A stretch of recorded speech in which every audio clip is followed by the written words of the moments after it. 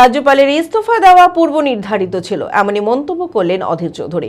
শুক্রবার জেলা কংগ্রেস কার্যালয়ে সাংবাদিক বৈঠকে অধীর চৌধুরী বলেন, মেয়াদ শেষ হতে না হতেই রাজ্যপালের পদ থেকে সিভি আনন্দ বোসের পদত্যাগ আগে থেকেই নির্ধারিত ছিল। নতুন রাজ্যপাল নিয়োগ করা হয়েছে আরএন রবিকে। নতুন রাজ্যপাল আরএন রবিকে নিয়ে কি বললেন অধীর চৌধুরী, শুনে নেব তারই মুখে। মানসিক স্বাস্থ্যের জন্য সবার আগে যে নামটি মনে ভেসে ওঠে, সুস্থ মনের ঠিকানা মনোবীক্ষণ। যোগাযোগ নাম্বার 7477799513। না, এগুলো তো স্ক্রিপ্টেড, মানে এগুলো হবারই কথা ছিল, সেটাই হলো। এর আগে যেমন উপরাষ্ট্রপতি ধনখড়কে হয়েছিল, এখানে সেটাই হলো। একে দিয়ে পুষাচ্ছিল, তাই হয়েছে। আর যাকে নিয়ে এসে সে নিজে একটা পুলিশের অফিসার ছিল, সে বহুত খতরনাক লোক আর কি। খতরনাক এই সেন্সে ডিস্টার্ব করার ক্ষেত্রে আর কি। তামিলনাড়ুতে সরকারকে বহুত ডিস্টার্ব করে এসছে, তার জন্য সুপ্রিম কোর্ট পর্যন্ত হয়েছে, আপনারা জানেন। তো সেই জায়গাটাই এটা অনভিপ্রেত এবং এটা অদ্ভুত লাগছে।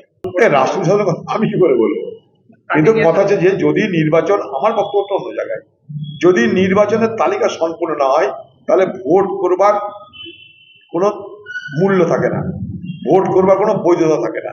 লক্ষ লক্ষ মানুষ যদি, লক্ষ লক্ষ ভোটার যদি একদিকে নির্বাচন কমিশন আর দিকে রাজ্য, এই দুয়ের সংঘাতে যদি তাদের ভোট দেওয়ার অধিকার হাতছাড়া হয়ে যায়, তাহলে সেখানে ভোট হওয়াটাই বৈধ নয় বলে মনে করি।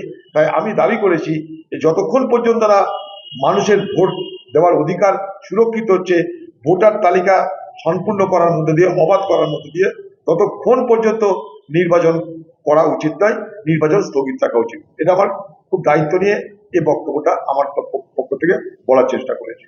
এখন বাংলার মুখ্যমন্ত্রী তিনি ধর্ণা দিচ্ছেন, তার ধর্ণা মানে সেটা ভোট। এতদিন করেনি, এখন ধর্ণা মানে ভোটের মার্কেট চলে এসছে, এবার ধর্ণা দিয়ে বাজারটা গরম করতে হবে। এর আগে এনআরসি, নন এনআরসি, এখন এসআইআর আর নো এসআইআর, এই স্লোগান তৈরি হবে।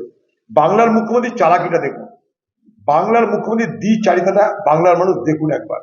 যাদের আজকে ভোটার লিস্টের নাম ওঠেনি, আমি তাদেরকে বলবো বাংলার মুখ্যমন্ত্রীর দ্বিচারিতা সম্পর্কে একটু দেখুন আপনারা।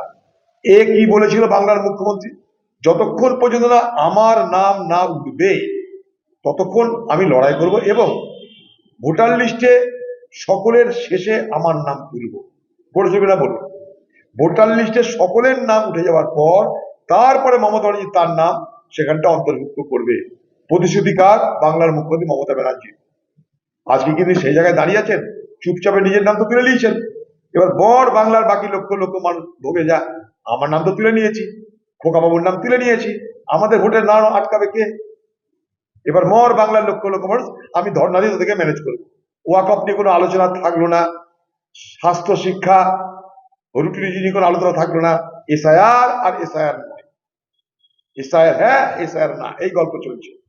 আমাদের কি হবে? তুমি তো নাম টাম লিখে নিয়েছো ভাই, বুদ্ধিমান করে। মানুষকে বলেছিল যে আমি শেষে নাম তুলবো, সব থেকে আগে নাম তুলে নিয়েছো তুমি। 7 সিয়ানের 1 সিয়ানা বাংলার মুখ্যমন্ত্রী মমতা ব্যানার্জি মানুষকে যা বলবে তার উল্টোটা করবে। এখন ধর্ণা দিয়ে নকড়া করতে আরম্ভ করবে, নাটক করতে শুরু করবে। আবার দেখো একদিন তো খাবেও না কায়দা করে। Manmohini health care, quality care with personal touch. মুর্শিদাবাদের সর্ববৃহৎ নার্সিং হোম এখন আরও বড়, আরও উন্নত পরিষেবা ও পরিকাঠামো নিয়ে নবরূপে আপনাদের সেবায় নিয়োজিত।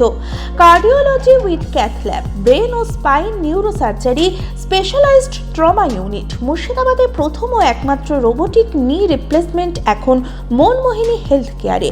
মাইক্রোসার্জারি, গাইনোকোলজি, অর্থোপেডিক, 350-এরও বেশি সফল আইভিএফ।